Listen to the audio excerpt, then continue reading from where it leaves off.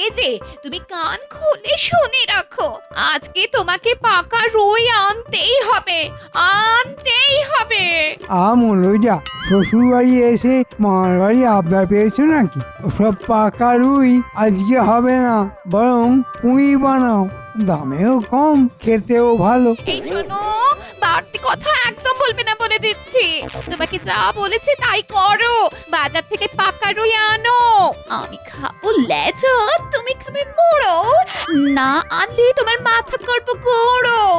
না না, আজকে ট্যাঙ্ক একেবারে ফাঁকা। ওই গোপালের জন্যে রাজসভা থেকে কিছু সহাতেও পারছি না। আমি ওসব কিচ্ছু বুঝি না, আমার পাকা রুই চাই চাই চাই। কি মুশকিল। কিরে, আছিস নাকি বাড়িতে? আরে দাদা, তুই এতদিন পরে আমার এখানে পথ ভুলে নাকি? না না, পথ ভুলে কেন, ইচ্ছে করে এসেছি। এখানে আমার সম্পত্তির ভাগ চাই। তুই তো সম্পত্তির ভাগ পেয়েছিস, গ্রামের জমি পেয়েছিস। একদম বাজে কথা বলবি না, একদম বাজে কথা বলবি না। তুই কি বাড়ি গোলা বাড়ি আমাকে ঠকিয়ে নিজের নামে করে নিয়েছিস? একে ঠাকুরপো, তুমি এত দূর বয়ে বয়ে ভাগ চাইতে এসেছো? খেলায় পড়লে বিড়াল গাছে ওঠে বৌমা। আমার এখন খুব অভাব, চাষাবাদ ভালো হচ্ছে না, তাই এলাম ভাগ চাইতে। যদি জমি জমা বেচে কিছু করতে পারি। ঠিক আছে, এসেছিস যখন ভালোই করেছিস। তুই এখন বাড়িতে বিশ্রাম নে, আমি এখন রাজসভায় যাচ্ছি, এসে কথা বলবো। সকাল সকাল যত ঝামেলা। আমার পাকা রুই। পাকা রুই কেন, চুনোপুটিও হবে না। বাড়িতে যা আছে তাই রান্না করো, বেশি বায়না করো না তো।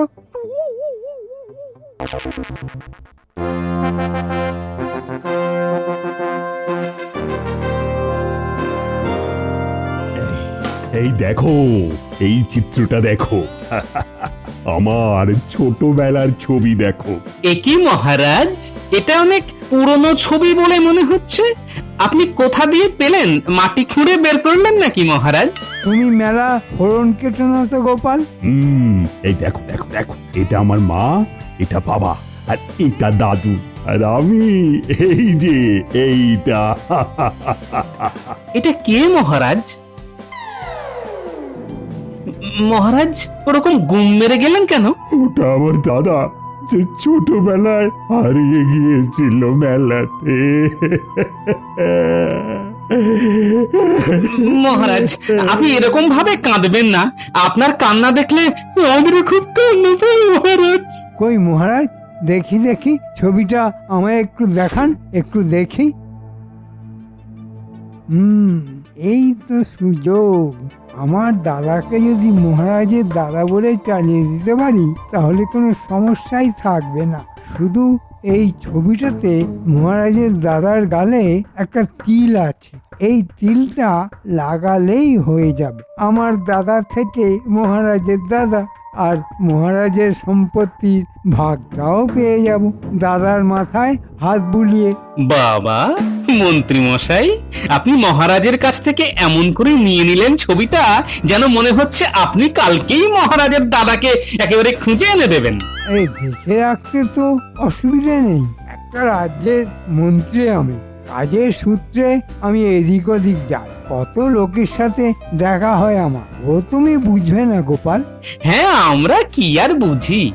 আচ্ছা মহারাজ, আপনার দাদার নাম কি? আমার আমার দাদার নাম ছিল জয়চন্দ্র। দেখি মন্ত্রী মশাই, আমি একবার দেখি।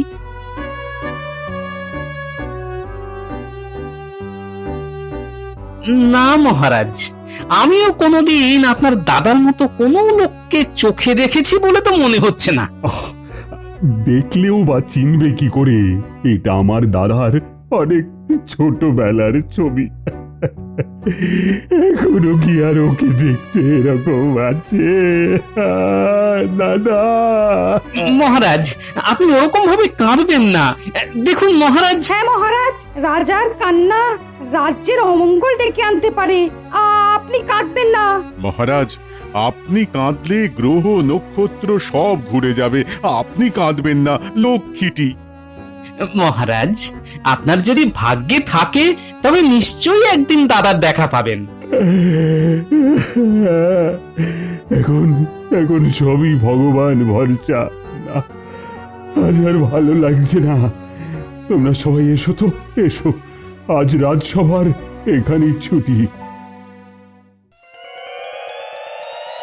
কিরে দাদা, পারবি তো? হ্যাঁ পারবো, আমি আসলে গ্রামে থাকি তো, বুঝলি কি না? তোদের মতো তো এত চালাক চতুর নই। যদি কিছু একটা ভুল করে বসি। সেসব নিয়ে তুই কোনো চিন্তা ভাবনা করিস না, আমি তোকে সব শিখিয়ে পড়িয়ে নেব। তাহলে ঠিক আছে। আমাকে এখন একটু বেরোতে হবে। আমাদের এখানে একটা নামকরা যাত্রা দল আছে, ওদের কাছ থেকে কিছু সাজ পোশাক আর একটা নকল তিল আনতে হবে। মহারাজের দাদার গালে তিল ছিল। ঠিক আছে, তুই যা, আমি একটু বিশ্রাম করি।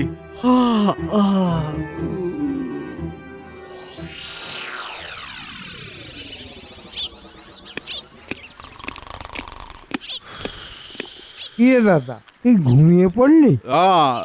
ঘুমোইনি, এই চোখটা একটু জড়িয়ে এসেছিল। সব ব্যবস্থা হয়ে গেছে এবার। মহারাজের সম্পত্তি আর আমাদের সম্পত্তি সব একাকার হয়ে যাবে। শুধু তোকে সামান্য কিছু কাজ করতে হবে। দেখি তোর গালটা দেখি।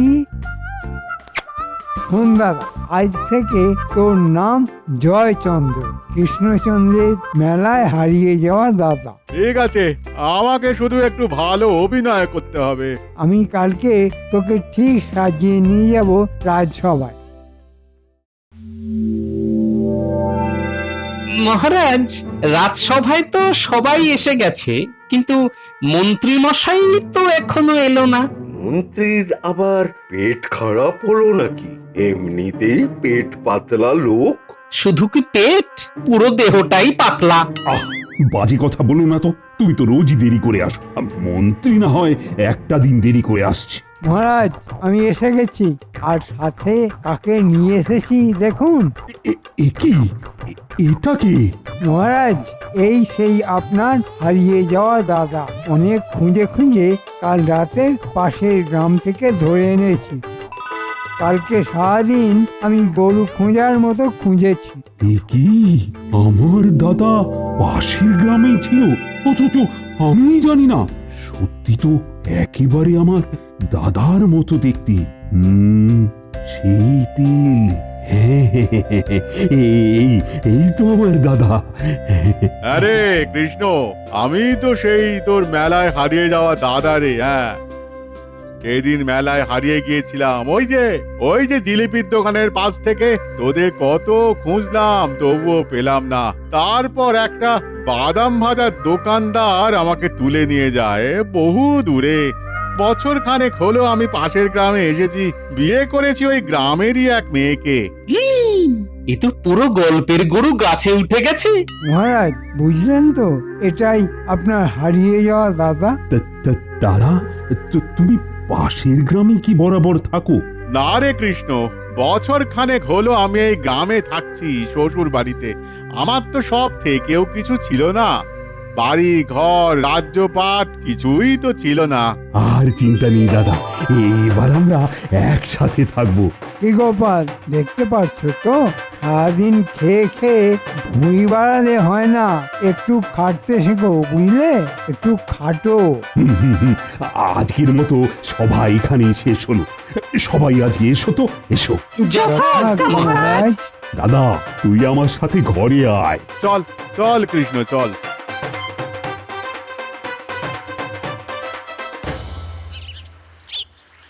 আচ্ছা, মহারাজ যে ছবি দেখিয়েছিলেন সেখানে ডান গালে তিল ছিল, কিন্তু এর তো দেখছি বাঁ গালে তিল। মানুষ বড় হয়ে গেলেও তিল তো একই দিকে থাকবে। ব্যাপারটা বড্ড গোলমেলে লাগছে। যাই, বাড়ি গিয়ে ভাবি।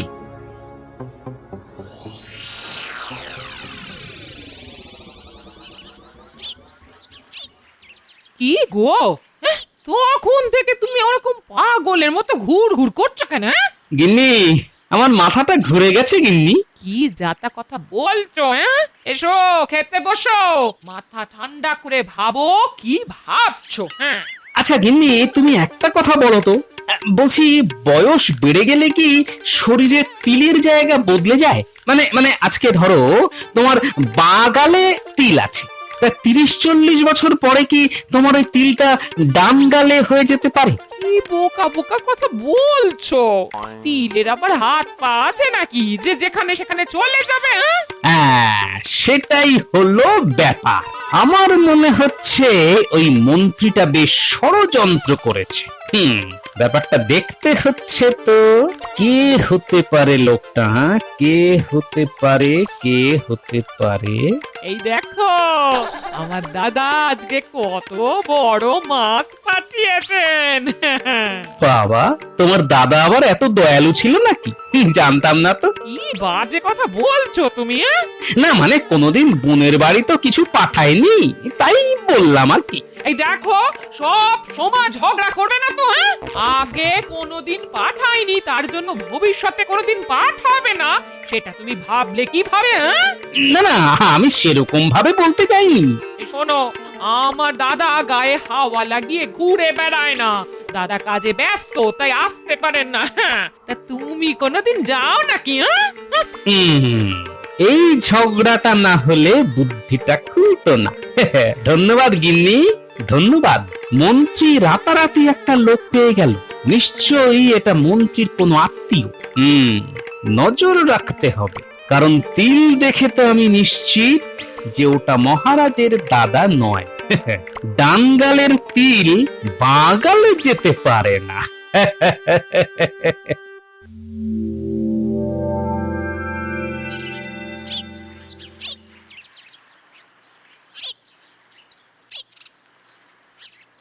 কি রাজসভা শেষ হয়ে গেছে, এখন মন্ত্রী মশাই আর ওই লোকটা কি এত প্রাণের কথা বলছে? না না, একটু ব্যাপারটা লক্ষ্য রাখতে হবে মনে হচ্ছে। ব্যাপারটা বেশ সন্দেহজনক মনে হচ্ছে। মহারাজের এই নতুন দাদা আর মন্ত্রী দুজনে কোথায় যাচ্ছে, একটু পিছু নিয়ে দেখি তো। দাদা শোন, এই সুযোগ, মহারাজ তোকে একেবারে নিজের দাদা ভেবে নিয়েছেন, আর কোনো ভয় নেই। বল ভাই, এখন কি করতে হবে সেটা বল। তোকে বিশেষ কিছু করতে হবে না।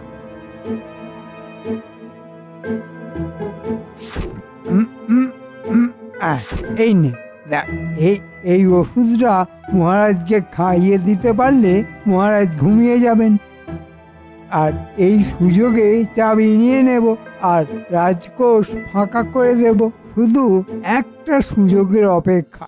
আরে আমি তো রাজবাড়ির লোক, যেখানে সেখানে যখন তখন ঘোরাঘুরি করতে পারবো, তাই মনে হচ্ছে কাজটা আমার খুব তাড়াতাড়ি হয়ে যাবে। মন্ত্রী মশাই, আমি আপনাকে সুযোগ দেব। ঘুঘু দেখেছেন, ঘুঘুর ফাঁদ দেখেননি।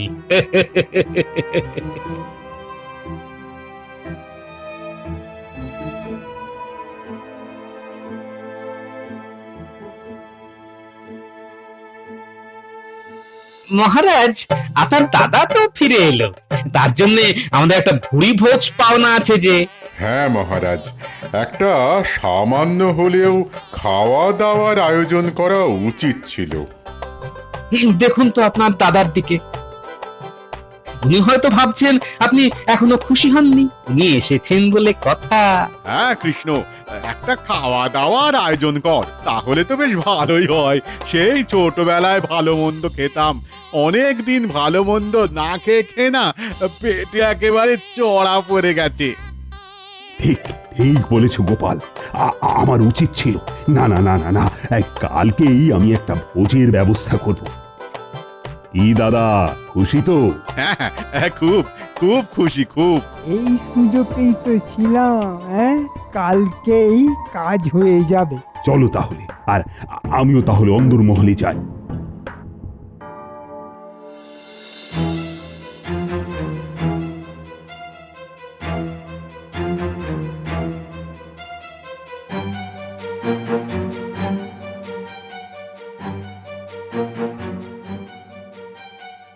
দুজনে একসাথে বেরিয়ে গেল। এবার আলোচনা হবে, ফন্দি হবে।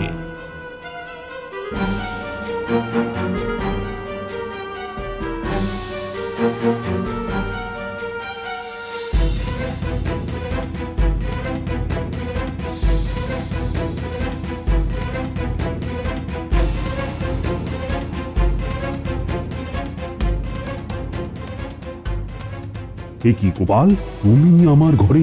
আস্তে আস্তে মহারাজ, কালকে খাবারের সময় শুধু আপনার থালা থেকে খাবারটা ওই মন্ত্রী মশাই না হলে আপনার দাদাকে খেতে বলবেন, কেমন? কেন কেন গোপাল? শুনুন মহারাজ, এই যে মন্ত্রী মশাই আপনার দাদা বলে যাকে পরিচয় দিয়েছেন, তিনি আসলে আপনার দাদা নয়। এ কি কথা বলছো তুমি গোপাল? হ্যাঁ মহারাজ, আমি ঠিক কথাই বলছি। না না না, ওর গালে তো আমার দাদার মতনই একটা তিল আছে।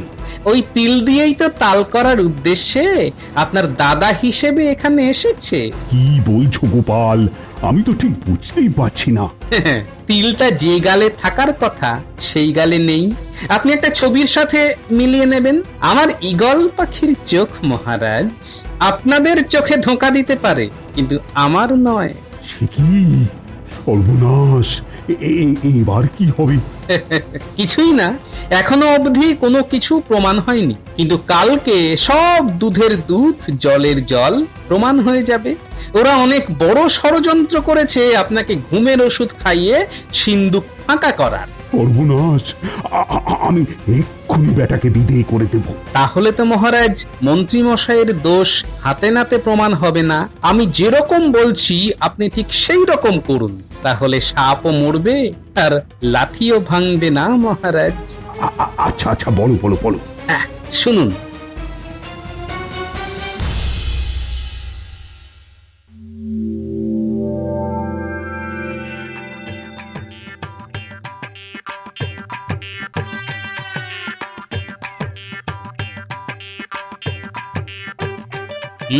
ঠিক যা ভেবেছিলাম, মন্ত্রী আর তার দাদা একেবারে রান্নাঘরের সামনেই ঘোরাঘুরি করছে। আরে ঠাকুর, তোমাকে কখন থেকে খুঁজছি। এখানে আবার গোপাল কি করছে? আরে চলো চলো, তোমাকে মহারাজ ডাকছেন। ও চলো চলো চলো গোপাল দাদা, চলো।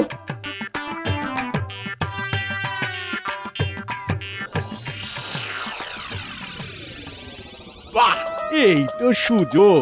দাদা, কাজটা তাড়াতাড়ি করতে হবে। দাদা দেখো, রান্নাঘর ফাঁকা, খাবার সাজানো হয়ে গেছে। মহারাজের জন্য সোনার থালায় ভাত সাজানো, আর বাকি সবার জন্য রূপোর থালায়। ব্যাস, ভালোই হলো। সোনার থালায় রাখা খাবারের মধ্যে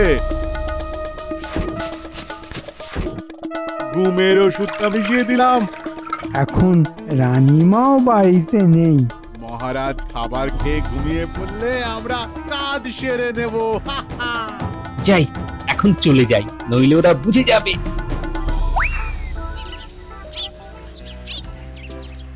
মহারাজ, তাহলে খাওয়া শুরু করি? হ্যাঁ হ্যাঁ হ্যাঁ হ্যাঁ, শুরু করো। শুধু মন্ত্রী বাদী। কেন মহারাজ, আমি ভোজ খাবো না? হ্যাঁ খাবে তো, কিন্তু যেহেতু আমার দাদাকে তুমি খুঁজে এনেছো, তাই তোমাকে আজ আমার সোনার থালায় ভাত খেতে হবে। না মহারাজ, এ কি করে সম্ভব? আমি আপনার মন্ত্রী, রাজার থালায় খাবার খাওয়া আমার শোভা পায় না। আহা, আমি তো ভালোবেসে বলছি। না মহারাজ, আমি আপনার থালায় খাবার খেতে পারবো না। কেন মন্ত্রী মশাই, কি সমস্যা? না না, আমি পারবো না। ঠিক আছে, মন্ত্রী যখন খাবে না, তাহলে দাদা তুমি খাও। না না কৃষ্ণ, তুই রাজা, তোর থালায় কি আমি খেতে পারি বল? আমি খেতে পারবো না।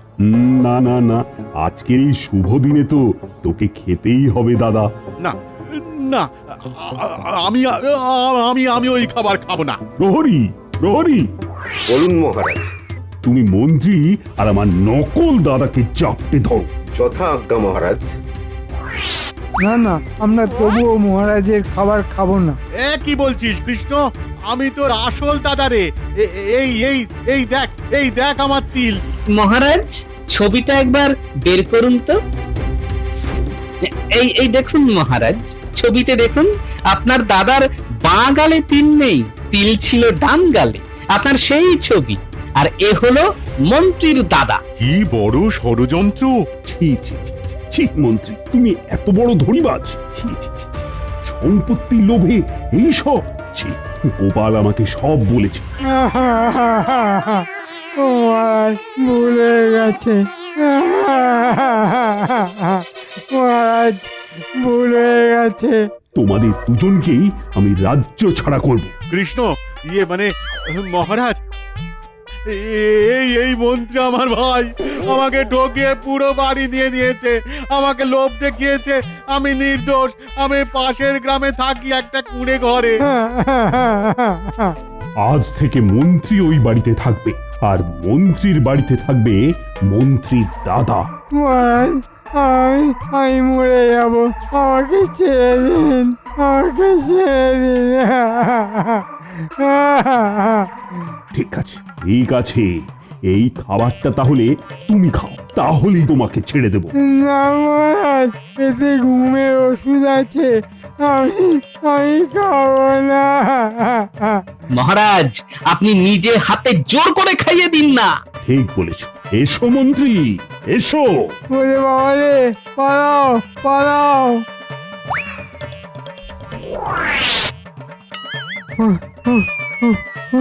ওরে বাবা রে, পালাও পালাও। ওরে বাবা রে, পালাও পালাও।